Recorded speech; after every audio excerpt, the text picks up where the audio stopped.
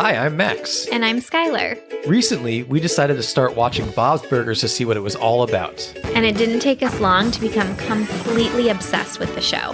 But one of the things we love the most about the show is the brilliant end credit sequences. Which is why we created this podcast. Each week, we're going episode by episode to talk about the elaborate end credits. We're excited to have you join us right here on Bob's Credits. We'll make sure the Bob's Burgers end credits get the credit they're due. All right! Chim chimney, chip chipperoo. How have I not done that one already? How have you not done that one? It's like made for it. I feel like I'm like hidden here, but I'm too cozy to sit up properly. Yeah, we've got like these big kind of like, I don't know what these things are called over the mic that stop you from putting or whatever. Oh, really? Yeah. That's what they are? That's kind of, it's a filter. Oh, I think it's called a pop filter. Something like that. Okay. I don't ask questions. I just show up. Wow. What a way to start the podcast. Here we are, Skylar. Another day. Another episode. Another episode. I went swimming this morning and one of my ears still has water in it. So Really? I'm really just hearing you on one side. It's very weird.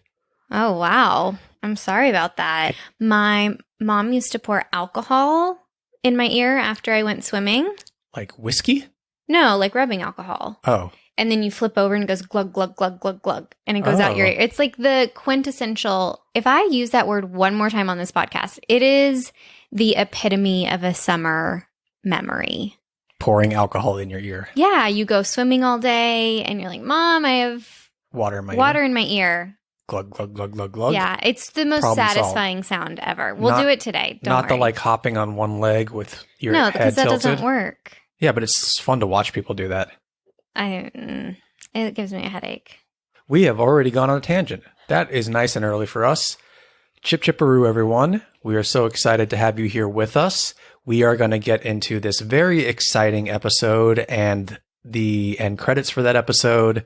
We're coming pretty damn close to the end. We're in the final stretch of season 6. Yeah, we got 2 more episodes after this for season 6. We're dangerously close, I'd say dangerously, to our 100th episode, Bob's Credits. What's dangerous about that? I don't know. People have been listening to us. We've influenced people from listening to us. I don't know. There's nothing dangerous about it. We're excited. We might have a little celebration with a giveaway of sorts for our 100th episode. Wow. It's very exciting. Skylar and I never knew. Oh, I thought you were going to say we've never followed through enough to reach 100 anything. Skylar and I have never followed through on any project for it to have come this far. But we never knew when we sat down with these microphones to talk to each other face to face about Bob's Burgers that we would get this far, and we're very excited about it. Yeah, total highlight. We're also very excited about some of our new Patreon subscribers. We call them regular customers. We call them regulars, Teddy. just like Teddy. First of all, we have 2 that we have to thank here. First up is Kylie Fittipaldi, or Fittipaldi, I think. It seems like an Italian name to me. I'm sorry if you're not Italian, Kylie. But moving forward, your name will be known as the Rye Leaf 50 Poultry Burger. It's a 50-ounce chicken burger with lettuce served on rye bread. What? Yeah, it's a monster. It's one of those ones that you go into a restaurant and like it's like a challenge to eat it, and if you eat the whole thing, you get like photo. a T-shirt. Yeah, I like the photo up on the wall. Or the photo up on the wall. There you go. You want your photo up in Bob's Burgers? You got to eat the Riley 50 Poultry Burger. So it's like 50 pounds of poultry? Not pounds, ounces. Oh. I'm just sorry that I don't want 50 pounds of Not poultry. Pounds, it's ounces. You said pounds. I did not. I said ounces. Yeah, play it back. Play it back. I think I said ounces. Okay. I'm going to play it back right here. Okay. Slow motion. It's a 50-ounce chicken burger. 50-ounce chicken burger. 50-ounce. Wait. I got to go on a quick tangent. Yes. On reality TV shows, when they get like really drunk, or sometimes they're not even drunk, but they're like, I never said that. Play it back. I just want to be like, no, this is a reality TV show. They can play it back. And you did say that. Right. Like, why are you screaming, Right. play it back? They do have the receipts, and Yeah. you're going to come back to bite you in the butt. Probably going to come back to bite me in the butt. I hope it bites you in the butt. Thank you. We have another Patreon subscriber to thank. Brian Mattis. Moving forward, you will be known as the Fryin' Haggis Burger. Oh, what's haggis? Okay, well, haggis is, this is according to Merriam-Webster. Our dear friend Marion. Yeah, Merriam. Mariam, that's what I meant to say. A traditionally Scottish dish that consists of the heart, liver, and lungs of a sheep or calf, minced with suet, onions, oatmeal, and seasonings, and boiled in the stomach of the animal. Okay. I don't want to disrespect anyone's culture, but I'm not eating at your restaurant necessarily, Max. I think haggis is kind of like a known, like, it's even Scottish people don't like it that much. But I don't know. If you're Scottish and you happen to have been raised on haggis and you love it, let us know. I'm sorry, Brian. But I think the name is great. I like the it's Fryin' good. Haggis Burger. Yeah, I mean, fry anything. True. And we're going to be talking about French fries a lot in this episode today. You're right. And maybe haggis fried is a lot different than just like haggis as is. I don't know. I'm just an uncultured American. I'm sorry if I offended anyone. I will say I will try haggis. Oh, I would try least, it. Yeah. Thank you so much, you two. For those of you who want your name burger punned right here on the show, you can subscribe to our $5 tier where you will get that. And you also get access to a whole bunch of bonus episodes that we've got and access to our Discord where we have the most delightful community of Bob's Burgers fans in the world. Yeah, they're so kind. They're so passionate about Bob's Burgers and they're so welcoming. Let me just say, we love having new people join us there. So there you have it. Any other business before we kind of get going here, Skylar? No biz. Okay. I will just tell everyone that our Halloween merch brainstorming session went very well. I'm just going to put that out we've got some pieces that will be going up in the shop pretty soon, and hopefully you can get them by Halloween. I'm not hopefully. That's the plan.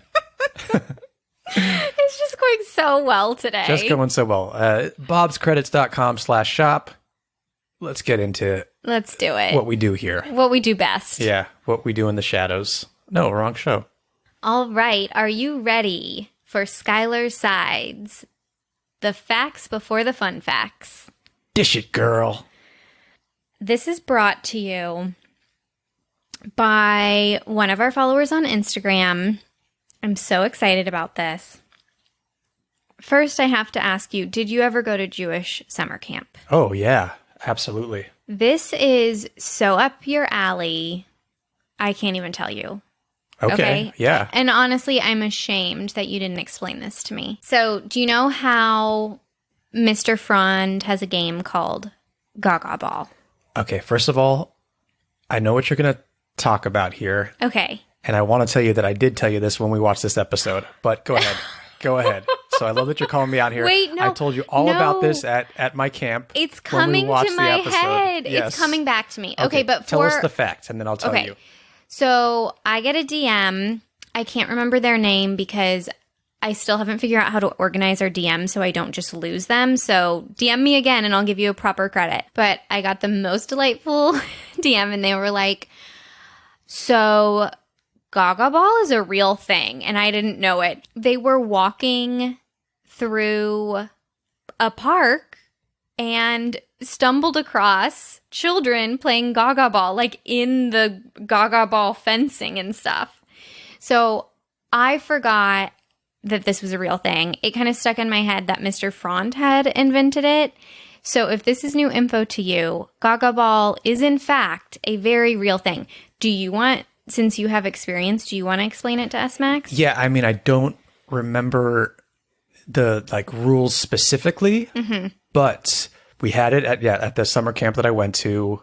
We had it at day camps I went to, and there's always a pit.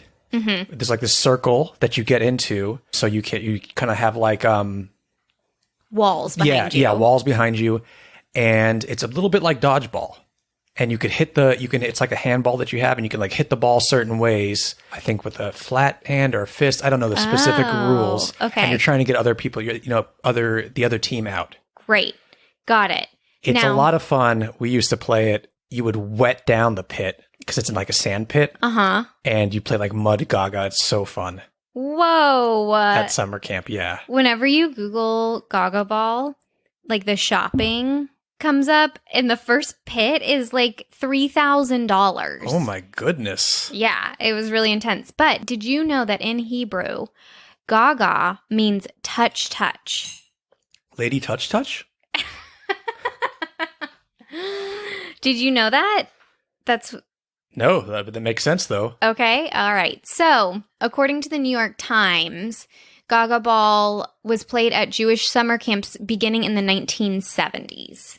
Sounds about right, because I went Yeah. to Jewish summer camps in the 1980s and Yeah. 90s maybe. Yeah. So, there you go. Uh-huh. Now you know Mr. Frann did not properly credit Max's summer camp. Yeah, he should have specifically said in the episode that this was Max Miller. He should have broken the fourth wall, turned to the camera in that episode and said, and we hadn't done this podcast yet, I don't think, when this episode came up. And Well, said, that's his problem. and said, I'm predicting the future and also breaking the fourth wall here. Max Miller, one of the hosts of Bob's Credits, a Bob's Burger podcast. This is based on a game you played at your Jewish summer camp as a child. Exactly. That's what all I was really trying to say. Yeah. Should we play Bob Pun or Max Pun? Yes. This week, I have decided to go back to doing pest control trucks. I'm going to start So switching it up. fun. I'm I not like going to just it. do burger puns from Keep now on. everyone I think on their toes. Yeah, we've done plenty of burger puns. I'll still come back to them, but I'm going to switch it up. So, are you ready for your first Bob's pun or Max pun?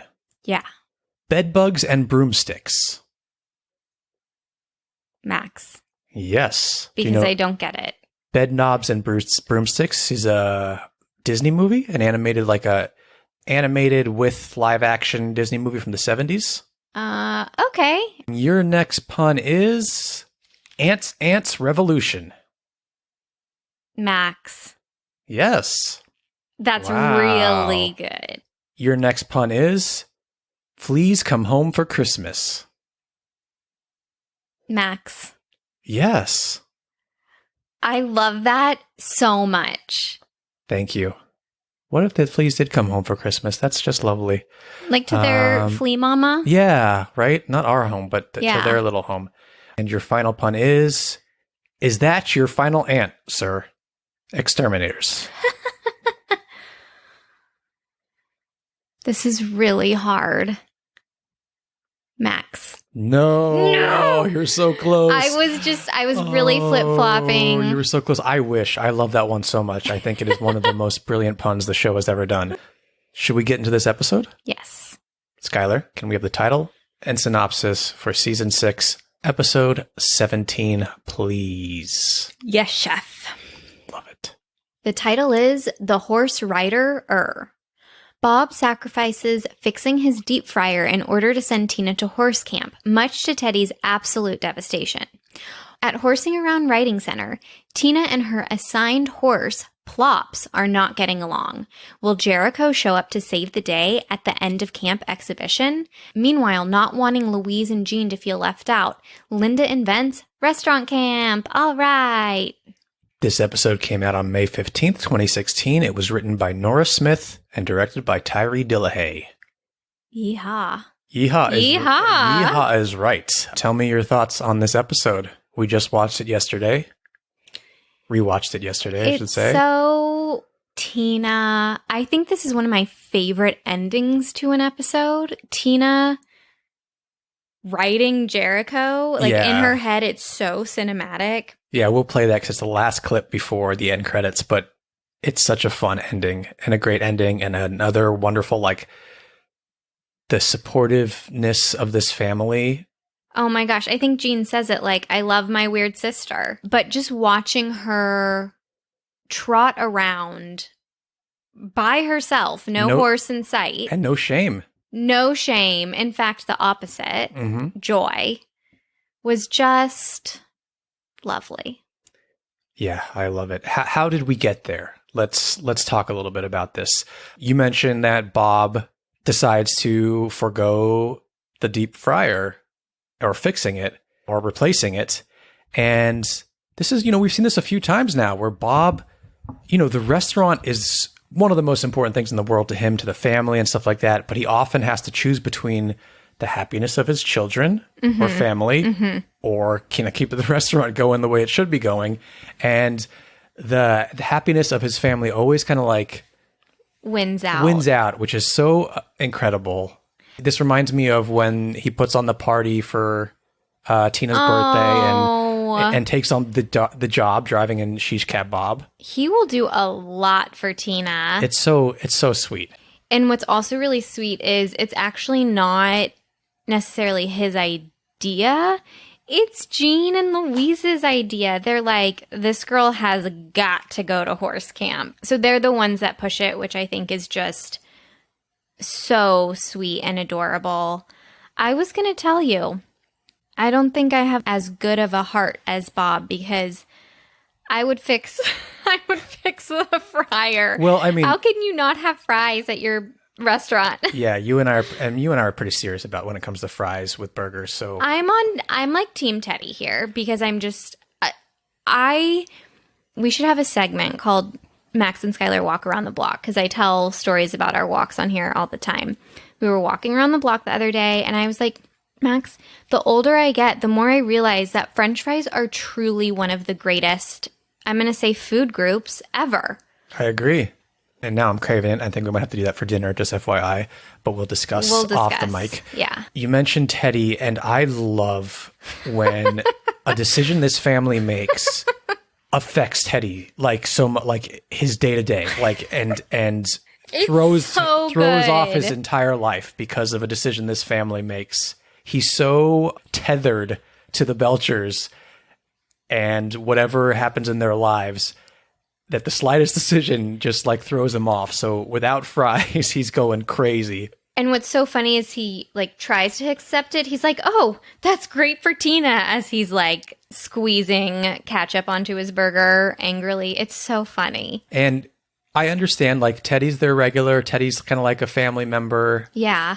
They can explain it to him, but having to explain it to other customers, oof. If I got somewhere and I was expecting they had fries on the menu and I was expecting to have fries with my burger, I would not be pleased. The whole time I was just like, this is how intensely I think about fries. I was just like, go get a freezer bag of fries and put them in the oven.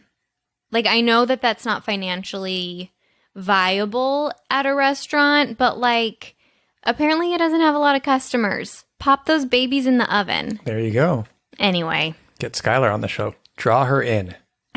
I don't mean like draw her in, like just drag her in. Like draw her. Why? So I can be the French fry police? Yeah, you can come. Oh, that's nice. Okay, so now you have a whole I'm picturing a whole Skylar character in the Bob's Burgers universe that's like Hugo, but just for French fries. Oh, I don't want to be associated with Hugo. Can I be like the cool hip Hugo? Yeah, but you said like French fry police, so I think you come in and like make sure. Oh, I'll be like a YouTuber, and my handle's like the French fry snob. Yeah. Hey everyone, it's your girl Skylar. Okay. So Tina goes to horse camp, and we get Tammy and Jocelyn there. I'm never going to complain about Jocelyn being in an episode. Well, she's particularly great in all of this. Just her stupidity about horses is hysterical. She's fantastic. We get her mom, who sounds just like her. The first time you watch this episode and they show her mom, it's just like, whoa. Talk about a great day to be a Bob's fan. Yeah, I need a whole Jocelyn at home side story at some point. Yeah. We also, this is where we meet Plops the horse. Plops is not the greatest horse. Over on Patreon, Skylar and I just did recently a Ultimate Animals on Bob's Burgers Showdown. And Plops was in the mix, was in the running. We did a whole bracket, by the way, if you go over there and end up joining, and you can fill out your own bracket before you listen to the episode. It's a lot of fun, and we share those on Discord. Plops struggled a little bit, like he does in this episode. Plops is misunderstood. Sure. And I think Tina's expectations are too high. Like, it's true. Her fantasy with Jericho is that she tamed Jericho. Like, if you're going to be the horse whisperer, Tina, here's your chance. It's the classic, if you create this perfection and an unreachable expectations for reality, you're never going to be satisfied with what you have. Max, Bob's is full of life life lessons. I know. Let's talk about Jericho for a moment. Okay. Her imaginary horse, voiced by... Paul Rudd. Yes. Perfect voice for this horse. Perfect. Would you say he's the star of this episode? The star? Yeah. Sure. I mean, Tina's the star with her end performance for sure, but it's just such an iconic episode because of Jericho and how funny he is. Yeah. Yeah, I'd say so. Okay. And you know what? Jericho, I was talking about our little showdown over on Patreon. Jericho didn't get to be on that showdown because we decided that he was a quote unquote fictional animal in the world. And Well, it wasn't Tina would fair to agree. compete. Yeah. Yeah. But maybe we can have him, we'll do maybe a best guest voice appearance showdown of some sort. And we can Ooh. see. And so Paul Rudd as Jericho can be on that over on Okay. Patreon when we do that. So the first time, there's a moment where Jericho asks Tina to talk about the time they first met. And we get this Tina on a shipwrecked island with Jericho. Jericho's a wild horse and Tina tames Jericho. Yes. This is a direct parody of the 1979 film The Black Stallion, Oh, I remember that. which is based on the 1941 book, The Black Stallion. And that is the story of a boy who is shipwrecked on a deserted island with a stallion he develops a bond with. Checks out. Just while we're talking about this flashback, I didn't realize just how exact the movie not parodied this episode, but borrowed from this episode. This is where we go. It's like the sunsets and the widescreen. Oh, you're talking about in the fantasy sequence of Tina's in the movie. In the movie. Bob's Burgers movie. Compared to this, I was like, I didn't realize how similar it was. Same coloring and yeah, it's beautiful. I love Tina's Fantasyland. Seeing that on the big screen was truly a gift. It was beautiful. Yeah, I'm glad Jericho got to make that appearance in there. Me too.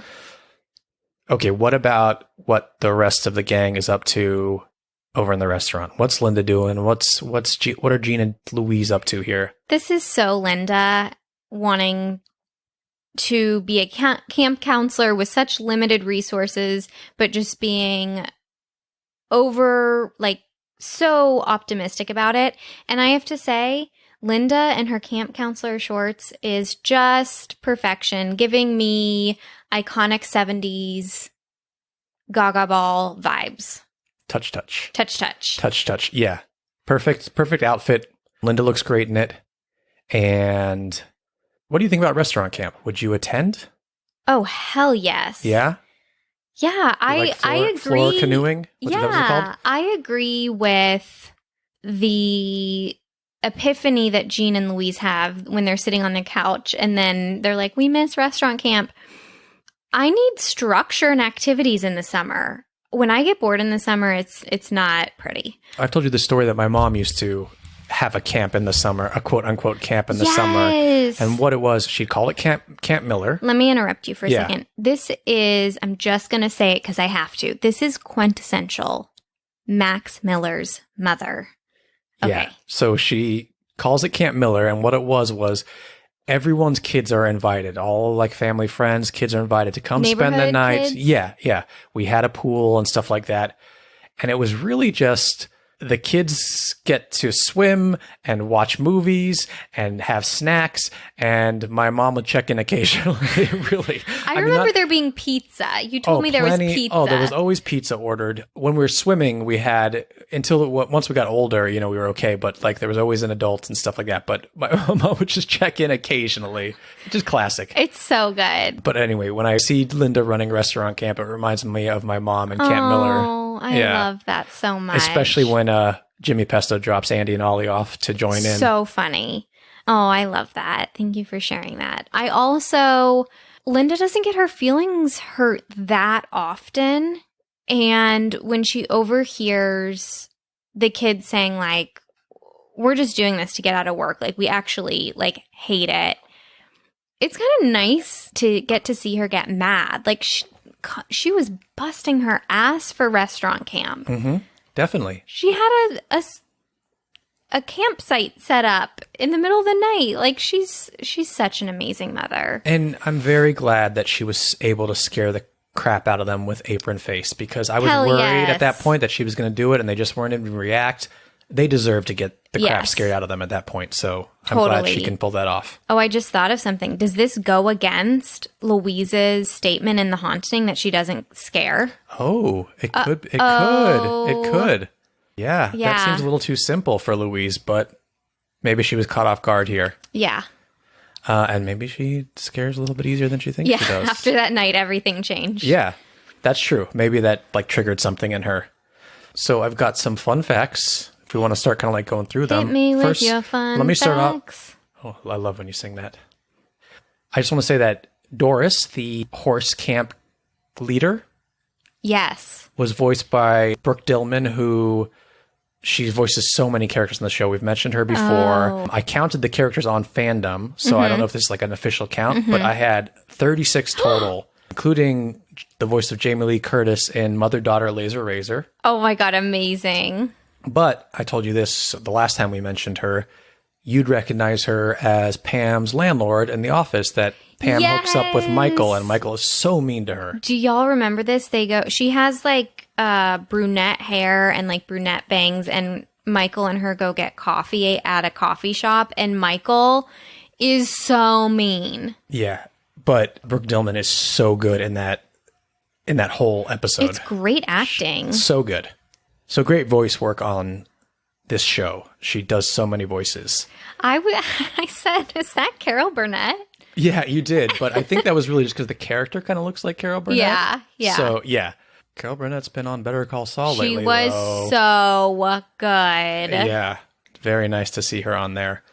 Here's something for continuity that the internet sleuths pointed out. Mr. Pinecone, who, when the kids are kind of like offering up stuff that the family can sell, was most likely made from the pine cone that Mudflap gives the Belchers at the end of Wag the Hog.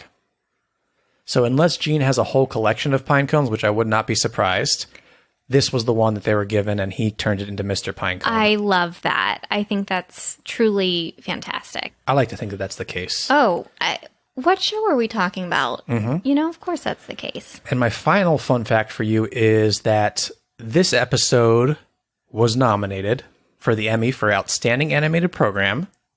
Wow. This was the 5th year in a row that Bob's Burgers was nominated in that category. Okay. The only other animated series to have a streak that Simpsons. long, yes, was The Simpsons. Now, any guesses what animated show it lost to that year? It has very direct connection of Bob's Burgers. Archer. Yes. Archer won that year. So good job, H. John Benjamin. You're a winner all around. That must have been awkward. Burgers. Like, I'm sure it wasn't, but I'm Yeah. sure, Yeah, those are the fun facts I have for you. Unless you have anything you want to talk about before we get into the end credits, we can get into them. no, I want to say these have been two amazing Tina-centric episodes back to back. This feels like a golden era. Yeah, A little bit. Yeah, this is one I like to come back to over and over again, especially as we said, this like last moment before the end credits. Let's do it. Okay. So the whole family is at the horse camp. They're supposed to see Tina show off everything she's learned at horse camp on her horse, and she is riding an imaginary horse. This comes moments after... Excuse me? Yeah, sorry. She's riding an imaginary horse? Jericho. Yeah. Sorry. This comes moments after Tammy pulls a Veruca Salt from Charlie and the Chocolate Factory or Willy Wonka, whatever the book is called Do the in the voice. movie. Do the voice. Daddy, I want an Oompa Loompa now. But I want it now. Oh, that was way better. Yeah, a very Veruca Salt moment here for Tammy. She Is being Tammy. needs an imaginary horse herself, and her dad is looking into it. God, Like it's an like idiot. Googling it on his phone. Her dad voiced by David Herman, by the way, who's Oh, Mr. fun. Frond, as we know. Let's move into the last scene and the end credits. Yay! That's my daughter! Way to go, Tina! I love my weird brave sister! Ride, you glorious fool, ride! Woohoo! Nay!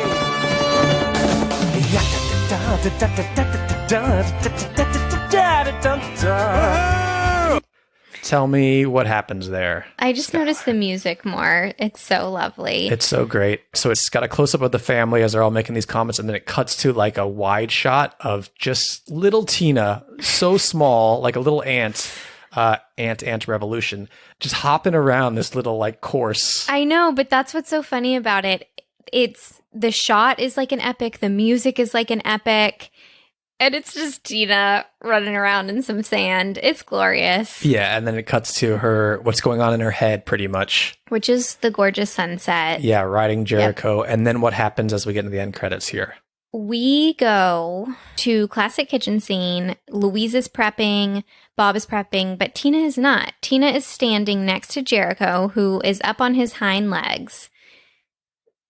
Doing what? Dancing and singing. There's Paul Rudd in all his glory in these end credits. Yep. Let's see how these play out.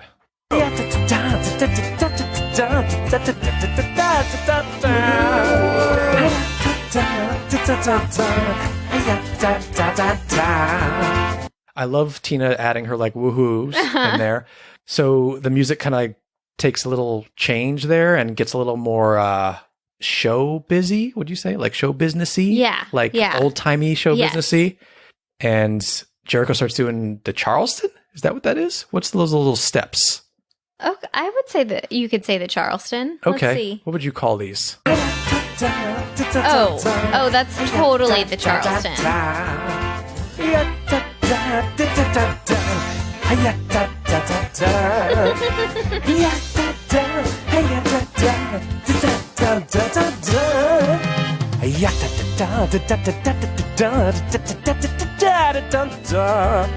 I just figured I'd let it play because I love the music and I love hearing Paul Rudd just do does. Yeah. So yeah, he's kind of like doing like the Charleston, then does like the knees crossing thing. Yes. That move, which we've seen in these end credits before. Mm-hmm. Then back to the Charleston. Back to the Charleston.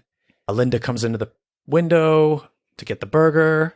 What's Tina doing? How's she dancing? She's just kind of like swinging her arms side to side. Yeah. And then when she does woohoo, she like presents her hand up. She's so supportive. So supportive. Gene makes an appearance as he normally does in his burger suit, just kind of like walking across the screen.